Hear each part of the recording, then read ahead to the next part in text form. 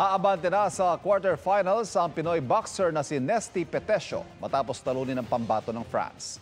Kasunod niya ang haharapin ng pambatong boksingero ng China. Ang latest sa Paris Olympics sa pagtutok ni JP Soriano.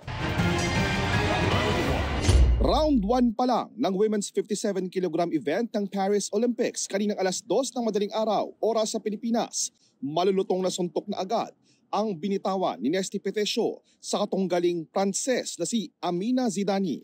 Kaya laking pagkataka raw ni Nesty nang makitang panalo sa unang round si Zidani base sa puntos. Akala ko akin yung 3, tsaka yun yung tingin ko sa first round, 3-2 kami, pero sa akin. Pero nagulat ako na nasa kanya. Dahil sa nangyari si Nesty, lalong nag-alab ang pusong palaban.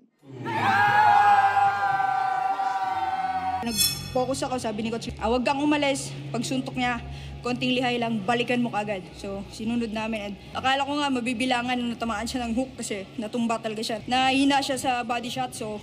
Matapos ang 3 rounds,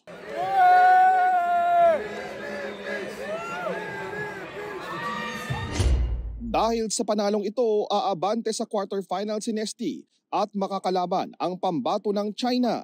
Kapag naipanalo ni Nesty ang susunod na laban kontra sa top-seeded na boksingero mula sa China, sure na may medal na ang Pilipinas dahil uusad siya sa semifinals.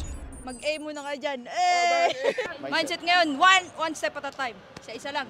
Okay, thank you, Nes. Mula rito sa Paris, France at bilang bahagi ng Philippine Olympic Committee Media, ako po si JP Soriano.